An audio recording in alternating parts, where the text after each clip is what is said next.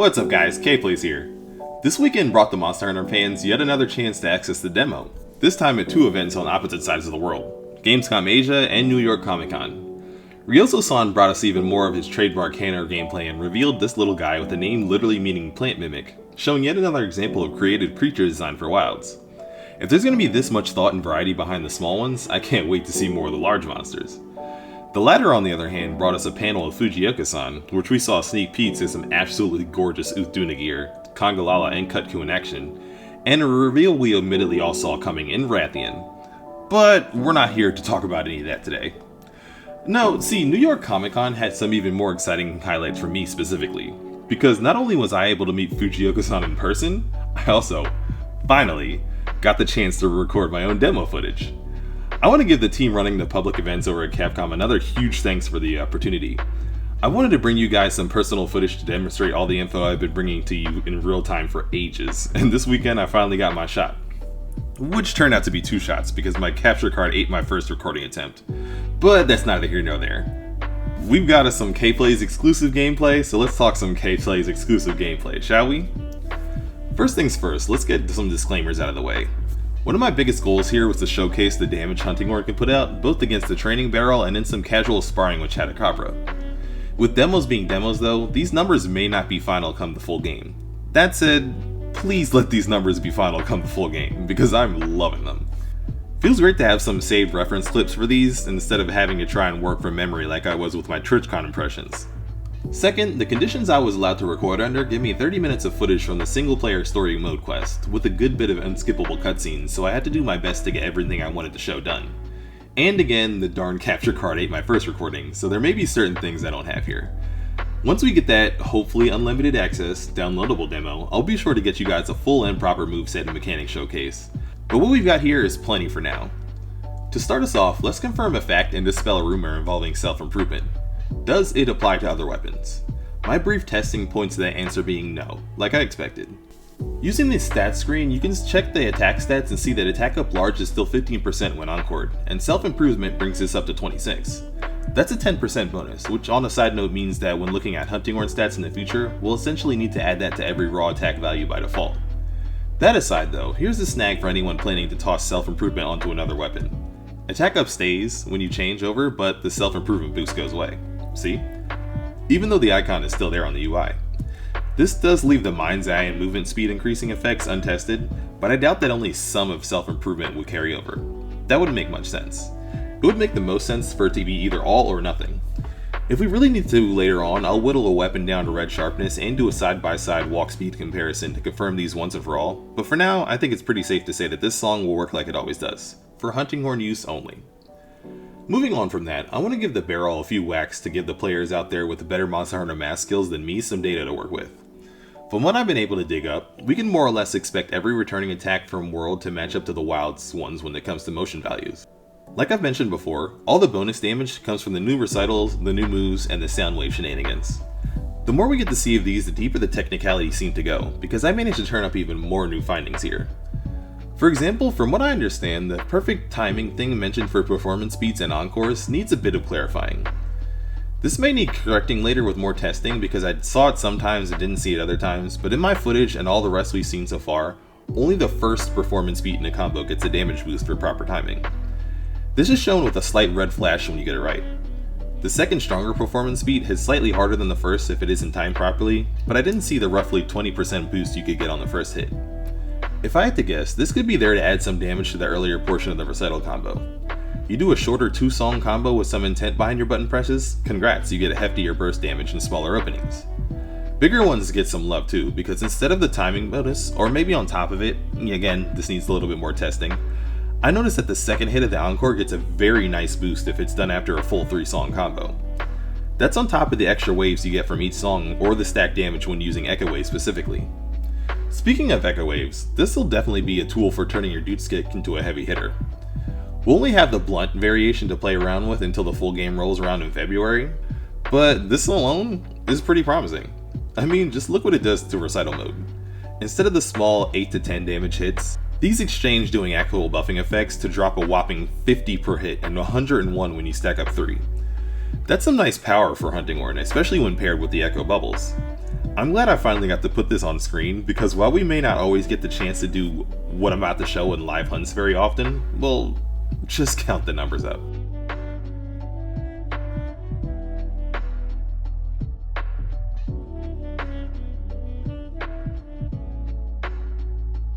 If I hadn't missed the timing on that performance beat, that combo would have cleared 800 damage. Do me a favor, while we might have to line up 3 echo waves and get the monster to sit in 3 bubbles long enough to get them all out, nobody tell the other weapon users that we have the potential to cook this hard. Let them think that longsword is the ultimate anime weapon, while Hunting Horn is over here with a literal domain expansion. いい機会だ。教えてやる。本物の呪術というものを。領域展開。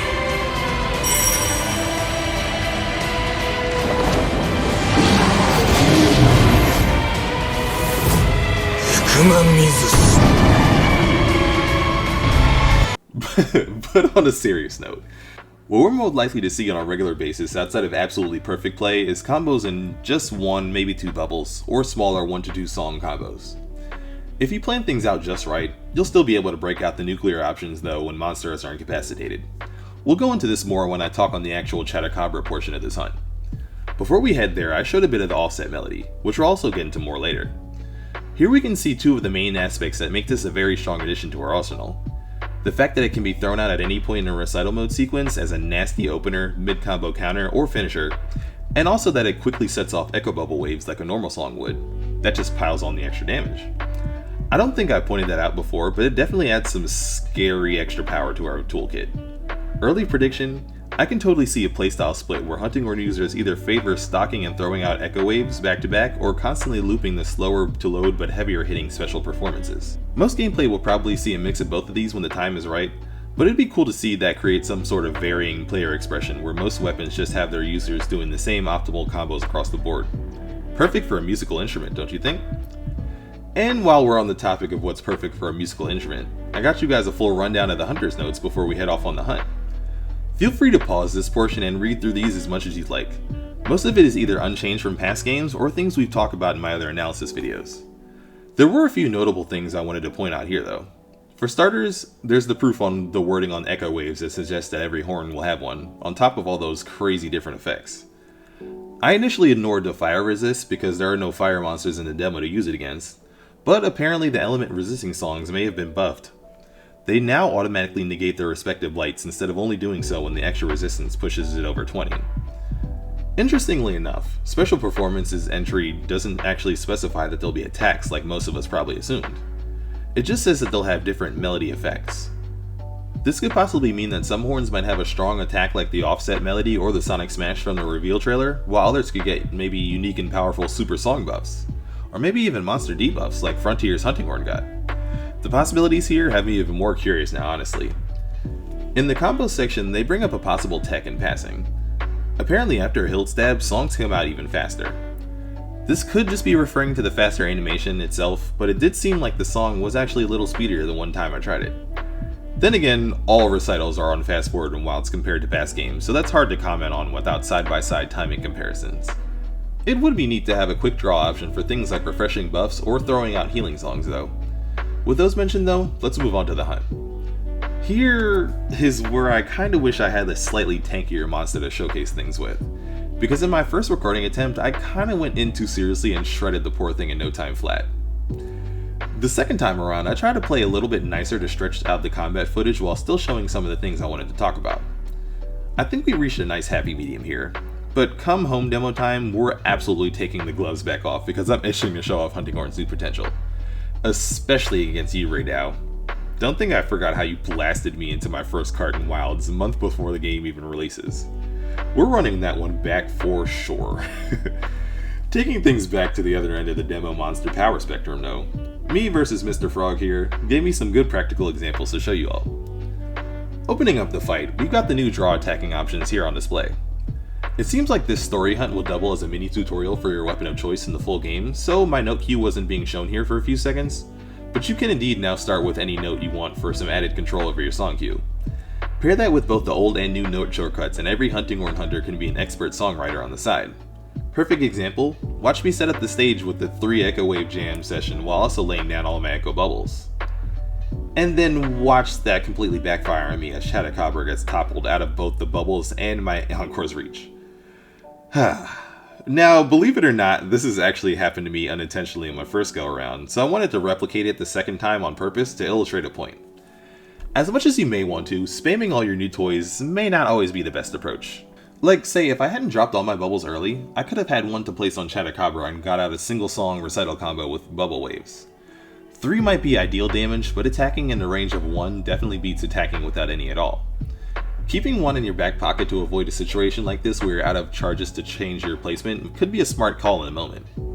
Same goes for your recitals. As much as we may want to let monsters have it with the full force of our new combos, it'll pay to remember that sometimes hit and run tactics with smaller combos may help you land all the hits that count, and leave song ammo to spare for doing it all again.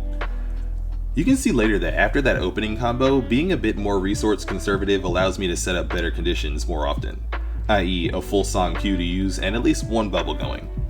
Next, I wanted to show off some focus strikes and offset melodies, but unfortunately, Chatacabra wasn't really cooperating the second time around. Landing that focus strike properly is probably going to be the mark of a player that's mastered the new timing mechanics, and I fully own saying that as a player that has yet to do so myself. Sniping that first hit and perfectly timing those note inputs to get the full move is strict from what it seems. And that's not even considering the fact that you'd more often than not also be trying to accomplish both those things mid-combat. I'm hoping that the damage on that elusive final hit is huge to make getting the hang of this move really worthwhile. Now, that offset on the other hand, for some reason, a lot of the times I went to offset, Chatacabra just went into this slow walking taunt animation just out of range. It's almost like he knew that he was about to get rocked. It was uncanny. Even in the portion of the fight where he's actually supposed to spam the big wind-up slam over and over to allow you to try out your weapon's counter if it has it, I kinda sorta overdid it on the damage output and he changed areas earlier than usual, so I couldn't take advantage of that, sorry guys. Fortunately, you can still just use this as a heavy hit anytime you want, unlike Focus Strike, which requires a wound to pull off. Instead of focusing on trying to get these moves on camera and running down my time too much, I use this next area instead to show the mounted moveset in action. If you were planning on using this mid-combat, yeah, probably just don't. As you guys can see here, the no-playing swings are pretty slow. It seems like there actually is an encore input I don't remember seeing before during the mounted recital at TwitchCon, but that doesn't make up for the fact that it's totally stationary and unable to be cancelled. Rather than this being a gateway into on-the-go song shenanigans, this is outright worse than just playing songs the normal way. Do yourself a favor and just play on the ground, preferably not in a corner, you know. You may be able to use the basic swings to ready certain songs as long as they don't require a note 3, which was actually a lot by the way, but that's essentially it for use cases on this mounted moveset. Moving on from that though, for the rest of the hunt I was mostly just fighting casually to show off some different examples of the new moveset in action. If Chatacabra didn't flinch at almost every other move here, it'd be great because it'd be a more engaging back and forth than forcing a thoughtful use of the new attacks. But we'll have beefier enemies to go up against before we know it, so it's fine. I did like this unintentional little tech though. This directional recital came out by accident because I didn't take the time to set direction inputs to work independently from the camera angle, which is something I definitely suggest you do if you're playing Hunting Horn without it by the way, because it makes choosing the exact move you want to do much easier. Because of that though, the swinging movement allowed me to hit the head and then slip behind Chatacabra, forcing it to turn around and give me the time and perfect angle to land the encore. Could mostly just be a style points kind of thing, but seeing a kind of practical application for the longer recital animations give me hope that they may be more useful in certain situations than I expected. Extending our attacking options make for some fun combinations, like this recital and special performance punish on a knockdown for example. It's going to be fun experimenting with everything in the full game to see what the best approaches will be. Like, will we always want to be loading up these damage dealing songs, or will it be more practical to just go with the flow and recital with whatever note combos result from that? Only time will tell. I was glad to be able to get all the insight I was able to collect from the demo both on and off camera. And on camera was more fun because obviously it allowed me to do this for you guys. Because it's helping me build up a solid understanding of the weapon's new abilities ahead of time. Hopefully I've been able to help you guys do the same too with these videos. If you haven't seen any of them, or all of them, ideally, I definitely suggest checking out some of the analysis that got us to the moments I just shared with you guys. We have some big news coming out on Wednesday for the game as a whole, which would ironically make this the second time that I'll be jumping straight into talking about new info immediately after sharing my thoughts on Hunting Horn in the demo. Can't ever complain about some new game details though. I've got my fingers crossed for some hype reveals for sure. New map reveal? Maybe more monsters? Or a combat mechanic that we haven't seen yet? Maybe they'll finally show off that skill system that they've been talking about revamping. Fortunately, we don't have that much longer to wait. Until we see those though, this has been another K Plays, and I hope you enjoy the rest of your day.